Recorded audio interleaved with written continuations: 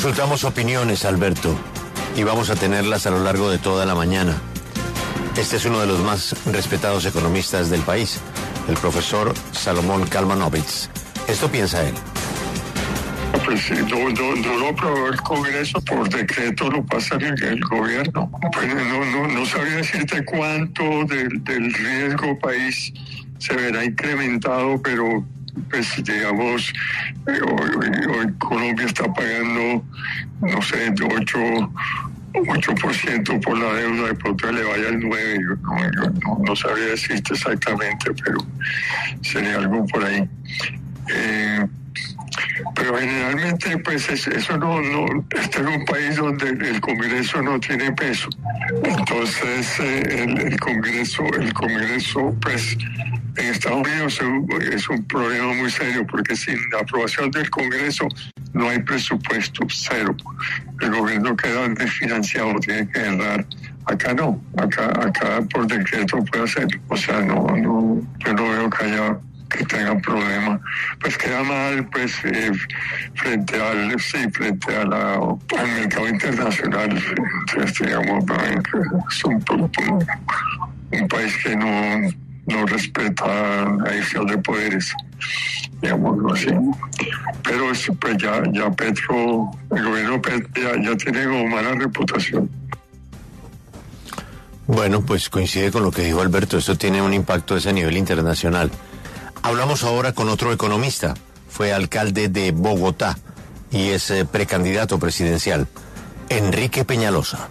Con la irresponsabilidad que lo caracteriza y el talante autoritario que tiene, el gobierno no quiso acordar un presupuesto con el Congreso. Aunque oficialmente se calcula que el faltante son 12 billones, ese presupuesto está desfinanciado. La ley y la Constitución exigen que los presupuestos estén financiados y que tengan fuentes claras de financiamiento. A 1 de enero del 2025 tiene que haber un presupuesto, porque de inmediato se requieren decenas de miles de gastos, desde los más pequeños como combustible para los carros hasta los más grandes. Se requieren gastos que tienen que tener un CDP, un certificado de disponibilidad presupuestal, que se deriva del presupuesto. Y ese presupuesto que tiene que haber, que es el que tendrá que expedir el gobierno cumpliendo las órdenes de la Corte Constitucional, tendrá que ajustarse a los ingresos efectivos, al menos oficiales, que, insisto, pueden ser realmente mucho menores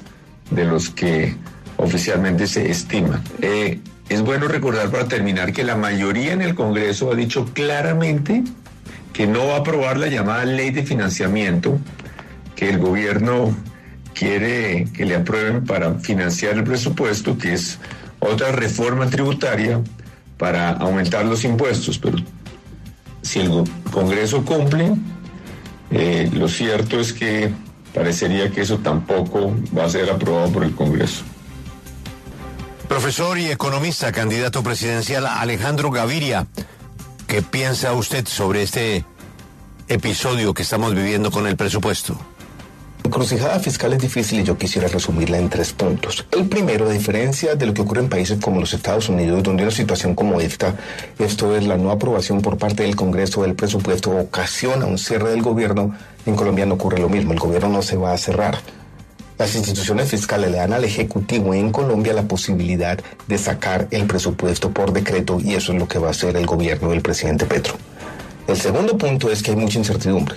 El gobierno probablemente va a sacar un decreto con un monto de 523 billones de pesos. Ese monto va a ser demandado y hay una incertidumbre adicional porque el gobierno tendrá que aprobar una ley de financiamiento por 12 billones de pesos para poder ejecutar un presupuesto de 523 billones de pesos.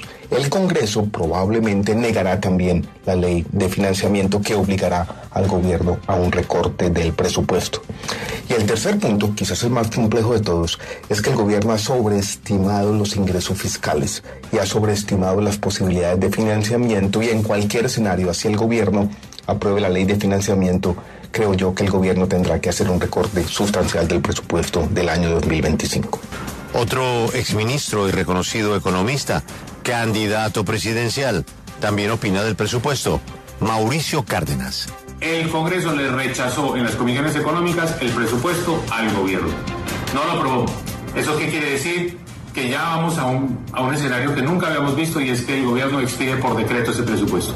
Va a tratar de sacar adelante una ley de financiamiento para conseguir 12 billones de pesos. Y va a ponerle algunas carnadas para que mordamos el anzuelo, como 3 billones de subsidios a los hogares en materia de tarifas del sector eléctrico. Va a tratar también de decir que va a bajar la tarifa de impuesto de renta para las empresas pequeñas y medianas. Pero ojalá que el Congreso, con la misma firmeza que actuó hoy, al rechazar el presupuesto, también rechace la ley de financiamiento. Si no hubo los votos hoy para el gasto, tampoco debe haber los votos para el financiamiento. Y esto lo que nos va a mostrar es que el Congreso está actuando con independencia, con seriedad, está diciéndole al gobierno, no tiene el respaldo del país, no tiene el respaldo de la opinión pública, y un gobierno que se encarga es más bien de dar bandazos. Está sin rumbo, como por ejemplo lo que trató de hacer a último minuto, quitándole el presupuesto a la registraduría, desfinanciando la registraduría. De manera que en el fondo lo que está diciendo el gobierno es que le gusta el caos, que quiere pescar entre los revueltos. Ese es el peligro que tenemos en Colombia. Tenemos que estar muy atentos, porque el país lo que está es cansado de un gobierno que está dando malos resultados, que no está haciendo las cosas y que por el contrario busca más bien generar una situación de crisis. De manera que hoy el Congreso le dijo al gobierno no más, le rechazó el presupuesto, ojalá le rechace la ley de financiamiento y ojalá también las demás leyes que está proponiendo el gobierno, que no son buenas para el país, como la de la salud, como la laboral. De manera que esto es un momento positivo para la democracia colombiana, esa democracia que hay que fortalecer, que hay que mantener vigorosa y sobre todo que debe estar financiada para que las elecciones puedan hacerse como ordena nuestra Constitución en el año 2026. No podemos poner en peligro nuestras elecciones. Esa es la clave de una democracia. Otro economista, el profesor Sergio Fajardo, también candidato presidencial, fue alcalde de Medellín y tiene un gran conocimiento sobre el tema macroeconómico del país. Esto dice el profesor Fajardo sobre la situación de presupuesto. Con el gobierno del presidente Petro, hoy hay que actuar bajo la premisa: piensa mal y acertarás. El trámite del presupuesto en el Congreso de la República demuestra esta afirmación. Después de que en el presupuesto anterior no se cumplió con el recaudo que se había prometido, que tuvieron que recortar el presupuesto por 20 billones de pesos, acompañados de una pésima ejecución, el gobierno no podía pretender de manera razonable que se aprobara el presupuesto que se presentó. Y por supuesto, el objetivo final era adoptarlo por decreto. Y al adoptarlo por decreto, le da al presidente la oportunidad de decir que es que no lo quieren dejar gobernar, que hay un golpe blando, que todos están en contra de él, que representa la voz del pueblo. Es una injusticia lo que ha hecho, es un error muy grande que comete el presidente al llevar a esta confrontación. Faltan todavía reformas por discutir. Es imposible separar los aspectos positivos de los aspectos negativos, porque todo lleva a aumentar la polarización que quiere el gobierno llevar en estos tiempos antes de las próximas elecciones. Piensa mal y acertarás, desafortunadamente, el principio que tenemos que aplicar hoy cada que escuchamos al gobierno hacer un planteamiento. Una voz muy importante, alguien que estuvo precisamente en el cargo del presidente Petro. También economista, expresidente Ernesto Samper. Su opinión. Existen dos actos administrativos que pueden ser, que tienen el mismo tratamiento, que son la ley que pretende aprobar el presupuesto y la que pretende aprobar el plan de desarrollo. La Constitución consagra claramente que cuando estas leyes o estos proyectos de ley, mejor, no son aceptados por el Congreso o no son tramitados por el Congreso, tiene todo el derecho el gobierno de firmar los que presentó originalmente. En este sentido, el artículo 348 de la Constitución le da la facultad al presidente de firmar el presupuesto que él mismo presentó ante el Congreso y que fue negado. De lo contrario, pues efectivamente el país se quedaría sin presupuesto. Dicho esto, lo que tiene es un costo político, porque si tanto la ley del plan como el presupuesto son dos figuras claves para el ejercicio del poder, y el hecho de que no se hayan podido poner de acuerdo sobre el presupuesto tiene una importancia política, porque simple y sencillamente la democracia establece la importancia de que haya sobre este tipo de decisiones un consenso entre el Congreso y el Ejecutivo. O sea que no es un buen síntoma desde el punto de vista político, pero financiera y administrativamente no debe tener mayores consecuencias, porque el gobierno puede poner por sí mismo en marcha el proyecto que presentó originalmente. También candidato presidencial, favorito en muchas encuestas y jefe natural del nuevo liberalismo, Juan Manuel Galán, aquí en la W. No tener presupuesto claro implica no tener certeza ni certidumbre, lo cual limita profundamente la capacidad de la economía para planear y para tomar decisiones con unos riesgos moderados. En conclusión, el sector público, importante motor de la economía, va a ejecutar un presupuesto limitado e inerte, que dista mucho de las dimensiones y las flexibilidades que se requieren hoy para reactivar la economía. El gobierno y el Congreso tendrán que superar este impasse y encontrar caminos de diálogo, de concertación, como posibles ajustes presupuestales que deberán tramitar como adiciones presupuestales, las cuales se harían durante la vigencia. Sin embargo, el ministro Bonilla, que ya bajo a su administración tuvo que enfrentar varios escándalos asociados a la mala gestión, pagos de nómina, posibles coimas a Congreso. Ahora saludamos a otro economista, fue director de Planeación Nacional.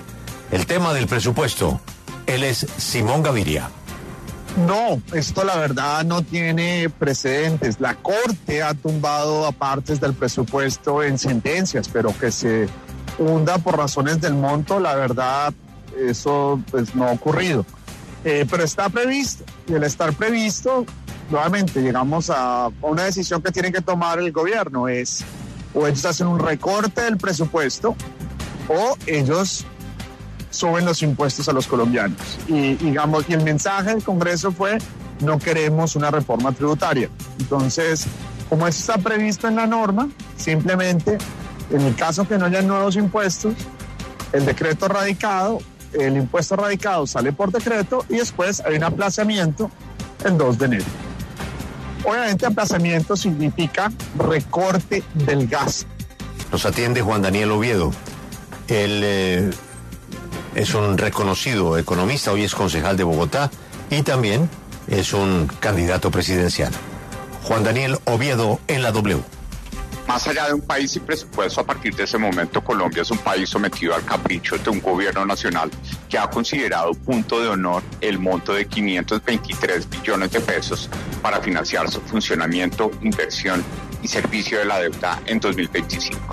Por consiguiente, la invitación es a reflexionar de fondo en cuanto al presupuesto general de la nación como una figura de consensos sobre la preparación de la economía colombiana para una senda de reactivación económica que esperamos suceda a partir del año 2025. Pero sobre todo, dejar de lado la amenaza de una ley de financiamiento que busca recaudar 11.8 billones de pesos adicionales y, al contrario, hacer un ajuste drástico de los gastos de funcionamiento, así como de las prioridades de inversión que puedan ser diferidas para la vigencia 2026.